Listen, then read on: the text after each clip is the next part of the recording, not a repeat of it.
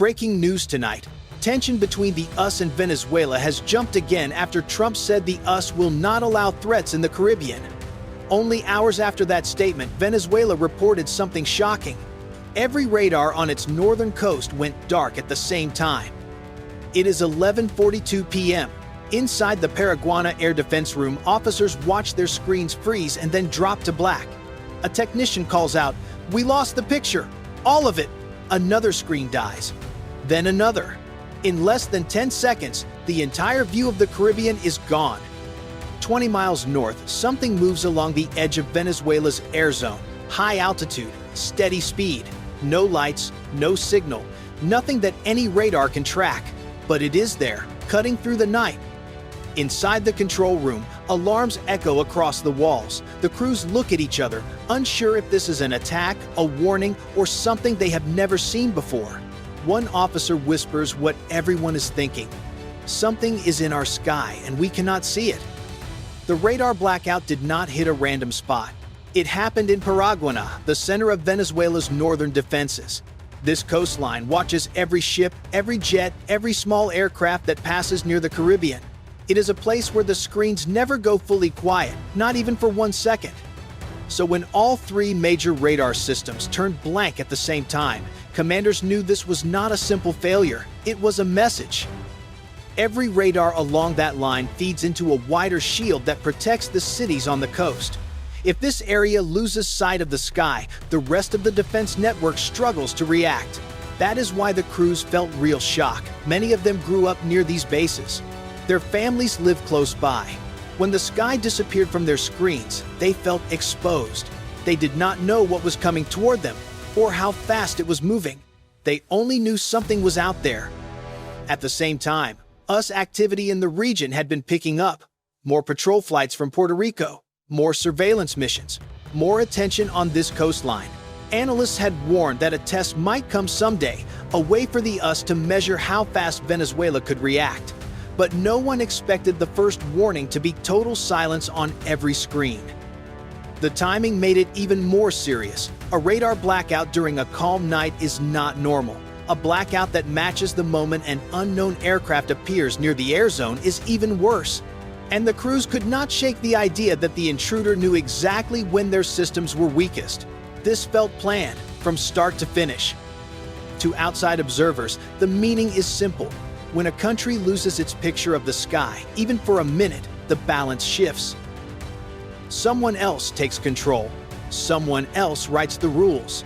And Paraguana learned that the hard way. If you think this blackout was a warning from the US, press 1.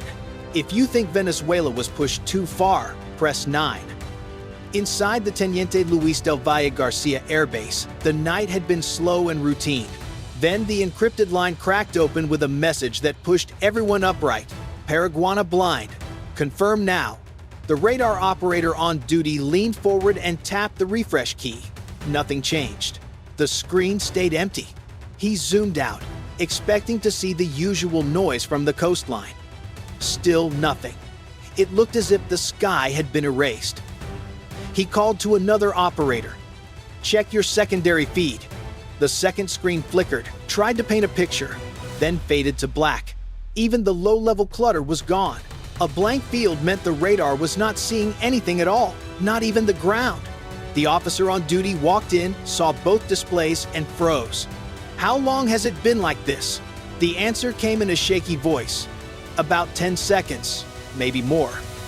"Switch to visual cameras," the officer ordered. The external feeds jumped to life but showed only static lines, bending and shaking as if something was pushing into the signal.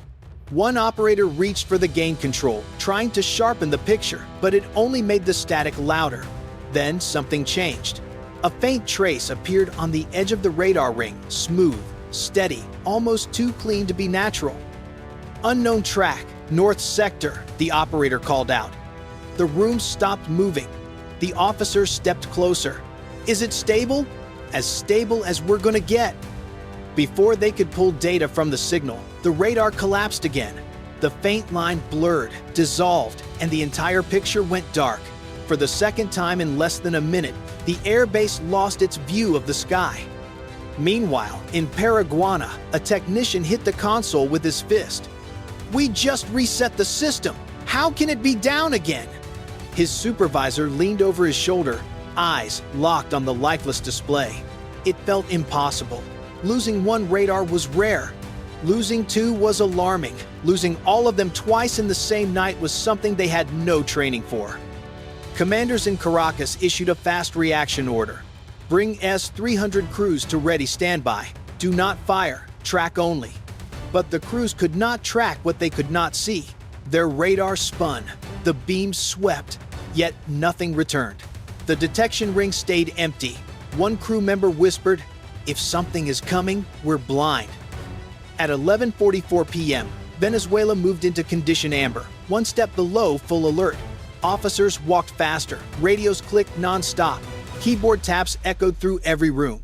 But despite all the movement, one truth hung over the entire network. None of them knew what they were reacting to, and every second without a picture made the unknown feel closer. While Venezuela struggled to bring its systems back online, the unknown aircraft kept moving along the Caribbean night. It held a clean, steady line just outside their air zone, almost as if it already understood every radar angle pointed in its direction. In Aruba and Curacao, Dutch monitoring stations picked up a short, faint return that looked like a large aircraft, but the signal vanished almost as soon as it appeared. Whatever was flying out there, it stayed close enough to be noticed, but far enough to avoid anything that could hold a lock. Back in Paraguay, the radar crews started a full reset of the entire sector. Power cycle, software reload, frequency shift. They went through every emergency step they had, and for a moment, it seemed to work. A few pixels appeared on the screen, small returns from ships on the water. The operators leaned in, hoping the picture would rebuild itself. Then the interference rolled in again. It started as a shimmer across the top of the display, then spread downward like a wave. One operator tried to adjust the gain, but the more he tuned it, the worse the image became. Within seconds, the radar went fully black. The air defense team stared at the dead screens, knowing the blackout now had a rhythm to it: reset, recover, collapse. Each collapse came faster than the one before. Inside the S-300 bunker, the commander studied the scans from his targeting radar. The search beam ran clean, but nothing bounced back. "Hold positions," he said. "We do not fire without a target." His voice was calm, but his crew could feel the weight behind every word. When a system built to find even small aircraft cannot paint a picture of the sky, something is very wrong. A quiet tension spread across the base. The night air outside was calm, almost too calm. Crew members stepped out of the bunker for a moment, looking up at a sky they could not trust. The coastline was dark, the wind low, the sea flat. All they had now was sound and instinct. In Caracas, the operations chief reviewed data from civilian systems. Radar in Aruba saw something for a moment. A civilian radar near the coast picked up a curve that did not match any flight plan. Then that system lost its clarity too. The chief leaned back and pressed his hand against his forehead. "It knows where our sensors are," he said quietly, "and it knows how to hide from them." No one in the room argued. Every piece of evidence pointed in the same direction. This was not random interference. This was deliberate. Someone was controlling the shape of the sky. Tonight, Venezuela was the one reacting, not the one choosing. If you think the unknown aircraft was testing Venezuela's limits, press 1. If you think Venezuela was being pushed into a corner, press 9. At 11:47 p.m., while the main radar teams were fighting to keep their screens alive, a small console in the far corner of the operations room suddenly lit up. It was not part of the primary network. It wasn't even meant for air defense duty. It was an old civilian mapping radar tied to a different frequency band, used mostly for tracking storms and boats close to the coast. Tonight, it became the only window left. The operator sitting at the station almost missed it. A thin arc began to form on the display, rising slowly across the top of the screen. It wasn't sharp, and it didn't look like anything the operator had trained for. But it was steady. Too steady to be weather. Too smooth to be noise. He called out, "Sir, I have something on local map radar." The duty officer hurried over and watched the line move. It held the same speed for the whole 2 seconds it was visible. Then the arc faded as interference hit that screen too. The officer tapped the glass as if that could bring the image back, but the picture was gone. Still, those 2 seconds were enough. The curve matched the signature of something large and high, bigger than any drone Venezuela owned, bigger than the old cargo planes that sometimes flew near the coast. And its movement was clean, almost perfect, like the path of a modern stealth aircraft flying along a preset route. The operators didn't know the exact model, but regional analysts who later reviewed the data did. The arc lined up with the flight pattern of one aircraft only, the B-21 Raider. Whether it was truly there or not, the idea alone sent a wave of unease across the room. The crews stood frozen for a moment, realizing that the blackout might not be a failure at all. It might be a demonstration. Something out there wanted them to know it was close. It wanted them to see just enough before taking the picture away again. In the operations room, a silent thought passed between the officers. We are not watching the intruder. The intruder is watching us. If you think Venezuela truly saw a B-21 that night, press 1. If you think it was only a warning signal, press 9. The unknown aircraft kept moving along the edge of Venezuela's air zone, slow and steady, almost like it was tracing the coastline. It never changed speed, never changed altitude, and never showed a single light. The crews on the ground could not see it, but they felt it with every blackout and every broken sweep. Something was out there, and it was choosing exactly when to appear. Inside the Caracas command center, the operations chief listened to the report. Radar back, picture unstable. He ordered a full sweep. The screens rebuilt themselves. Boats, weather, clutter, distant flights. Everything looked normal at first. Then a soft echo appeared near the top of the radar ring. It looked fragile, like a smudge. Possible contact, an operator said, leaning forward. The chief stepped behind him. Hold it! But before the system could lock, the echo slipped away and vanished.